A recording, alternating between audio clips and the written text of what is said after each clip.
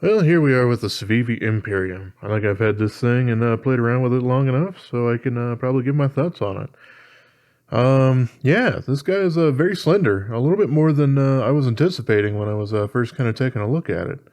I do like the fact that you have both the thumb stud for deployment as well as a front flipper that, if you're not terrible like me, you can deploy every single time. Yeah, it's a wiggle shut. It's never really going to probably be a drop shutty kind of thing. I think probably part of that is the sandblast or bead blast finish that we have on the blade that might end up adding a little bit of drag. That along with the black liners in there, that always kind of makes things a little bit more difficult.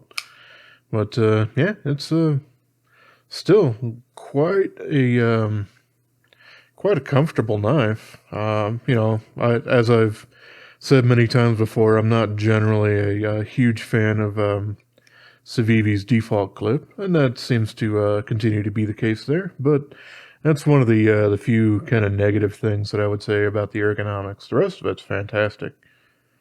We have a little sneak forward choil if that's kind of your jam. I do kind of understand that they did basically implement that in there because they don't really like the whole thumb studs getting in the way of the cutting path. Certainly makes a lot of sense.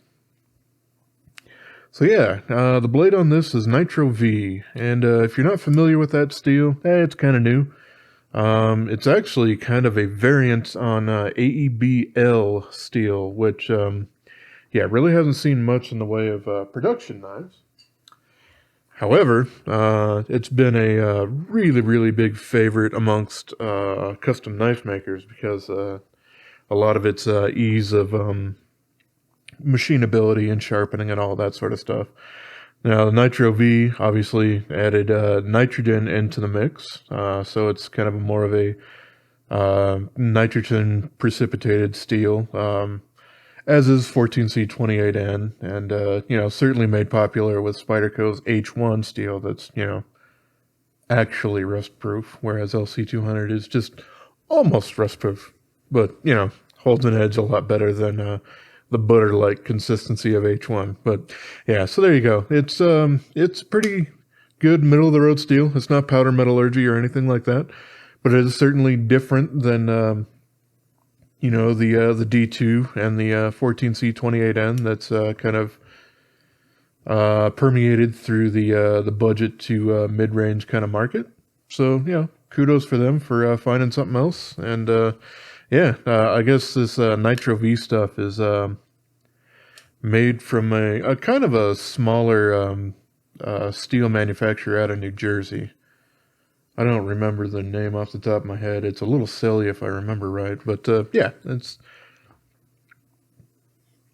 pretty darn good to go. Now it works great in right or left-handed. Unfortunately, you can't swap the clip on there. That's just kind of the way that most of the knife market is. It does have this kind of notch here in the middle, and it'd probably be a little bit more understandable and whatnot for their micarta and G10 variants, but on here doesn't really serve that much of a purpose on it. But it's a fun little knife. This one is in shred carbon fiber with a gold flake. They have also made a shred carbon fiber with silver flake.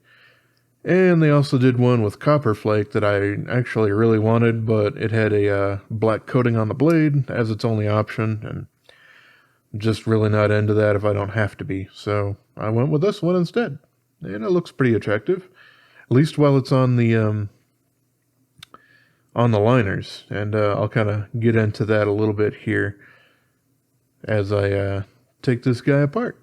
But yeah, at least the clip is, for one, inset into the handle scale and flush screws. So yeah, that's really good sort of thing for getting the knife in and out of your pocket, regardless of what pockets you might be wearing. But yeah, I really like this guy quite a bit. It's got a nice utility edge to it, a little drop point kind of action there. As I was saying, it's a little bit thinner than I initially thought that it was. But, I'm certainly not complaining. This thing is super nice. The front flipping on it is quite fun to do, but much more difficult to do that, finger flick that a lot of people have gotten used to with the Real Steel G5 Metamorph and whatnot. So, not exactly that much of I guess the fidget factor for people who love to find a million different ways of opening a knife, but that doesn't really affect how it is actually as a tool. So yeah, all right, I can go ahead and pop this guy open a little bit. We do have T6 screws for the pocket clip, but if I do remember right, we have T8 for the rest, which that's always a good thing to see. Now these do have barrels, and then they're screwed in on both sides, so they're not like a Chicago screw style thing. And that can actually throw you off if you're not super used to it, and or do something real stupid like me and accidentally cross thread one of these guys when you were putting them back together, and that actually required a lot of work to be able to get that back apart and everything. All right, so yeah, now that I've lifted it off there, you can see this has a lot of voids in it, and yeah, just in general, it's a fairly light amount of shred carbon fiber in there. So this probably doesn't have, it's not really anywhere near the durability of actual carbon fiber. This just has decorative carbon fiber in this clear resin. That's, it's just the way that it goes. It happens with a lot of shred carbon fiber and whatnot. It's not my favorite, but it's certainly a thing. All right, now we can wiggle this guy a bit to finally, there we go, yeah. So on the inside here for the liner, we do see we have a kind of a large channel cut in there for a little bit of weight relief, as well as a little tiny hole there at the end there. Yep, and then, we do have quite a bit of skeletonization going on this side. This one also does have quite a bit of voids of, no carbon fiber or anything, just little things there. And I certainly do see now why they do have these black liners on these, because it certainly does cover a lot of that up. It's not really visible until you take the knife apart. So yeah, that might annoy some people, but I mean, in the grand scheme of things, hey, there you go. We got their ceramic, whatever the word is, bearings there in the brass cages, which they usually use on their things. We have the little lanyard hole pin. It's fairly darn thin as far as this pin is concerned. The blade stop pin, obviously, much thicker, and that's good. And Civivi does do their thing of their pivot collars. If you haven't seen this before, it's got a little notch, as you can see, kind of right in here. That's because it notches specifically in with the scales. So they don't do a D-shaped pivot, but it, for one, allows that kind of movement, or restriction of movement, should I say. And it also guarantees that their little logo, their C, is always going to be in the correct orientation. So that's just a little thing they do, and it's fine. It certainly helps get that little bit of purchase that you might need if you have your thread locker and everything on there. Come on, buddy. There we go.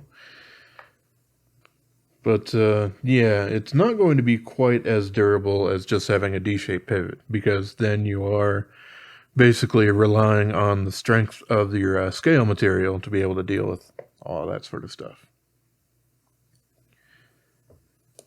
But the nice part about it is that you don't have a D-shaped pivot that could prove a little bit more difficult for you to actually put the knife back together.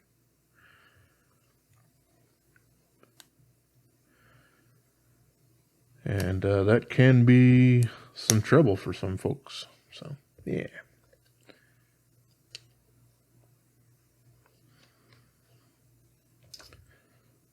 Go ahead and grab the pivot here.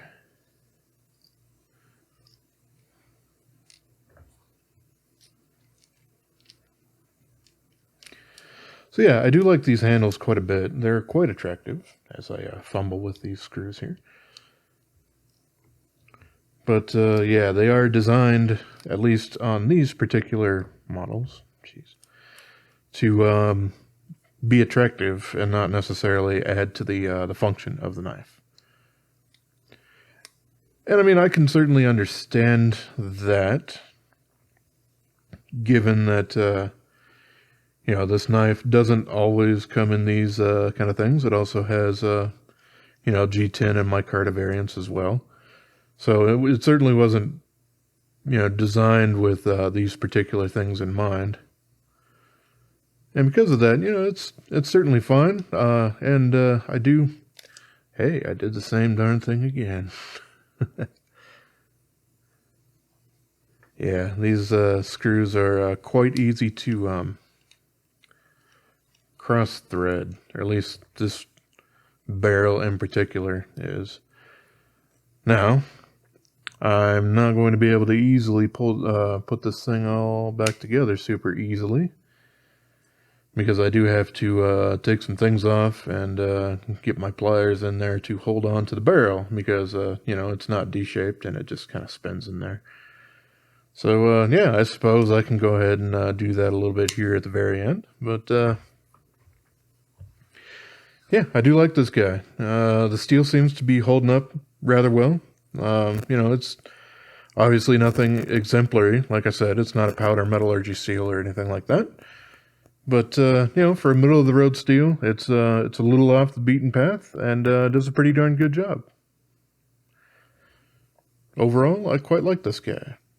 It's a lot of fun to play with, especially the front flipping on it and everything. The jimping right up there, up to the thumb stud, and the fact that the flipper tab actually comes back quite far gives you a lot of jimping. However, what is nice about this is the fact that you can actually flip this guy with keeping your hands quite close up top. Whereas a lot of flipper tabs, you know, you end up trying to do that with your hand up there, and it will end up just slapping on top of your finger and making it really, really difficult to deploy. So you have to end up grabbing them way down at the bottom and using your thumb. Whereas this one doesn't have that problem. So absolutely love that about it. That being said, yep, that's going to kind of be the end of my review here. And since I guess I'm recording all this, I might as well address how I dealt with this last time. So let's go ahead and do that. So I got to take the pivot back off.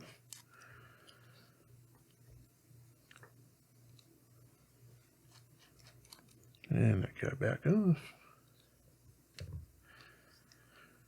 And then, yeah, you can't really yank that out or anything like that because, yeah, these scales aren't exactly the strongest things in the world. They're just kind of, you know, clear resin. So, yeah, you gotta basically pull that whole side off, kind of like how I did in the beginning here, where you pull it off the pivot and give it some wiggles.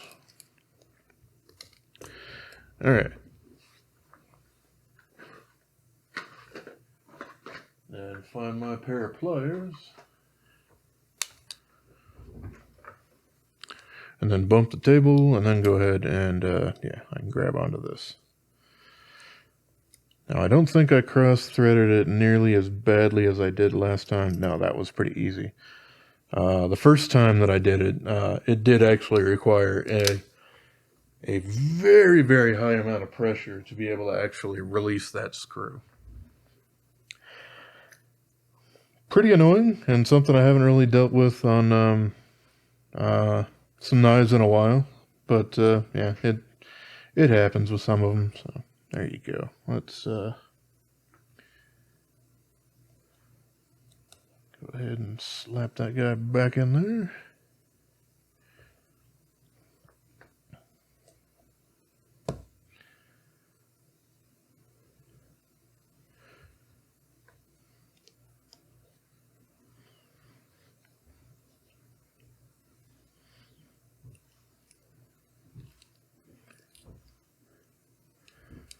Oh, I hear the lumbering beast coming downstairs to say hi to me.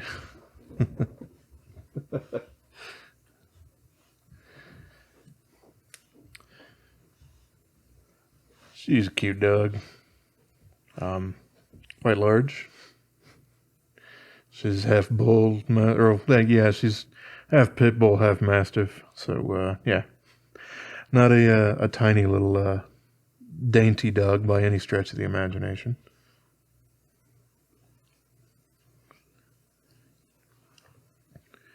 She usually doesn't wander downstairs, but she heard my voice, and since her owner, who usually works downstairs here with me, is actually in the office now, she's kind of not used to that, so I wandered on down to say hi.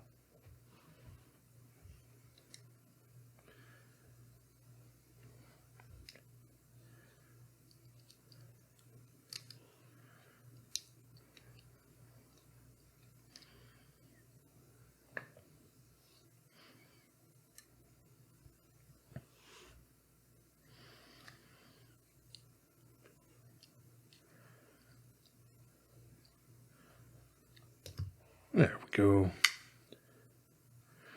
That pivot's just a little bit loose. Now it certainly is not. Yeah, there we go. Alright, so yeah, I suppose at the very end here, I can go ahead and take this out and go, oh, yeah, hey dog, how you doing? I did it. Alrighty, well, yeah, okay. So that's all I got for you today. So I appreciate y'all for watching. Have yourself a wonderful rest of your day. And subscribe.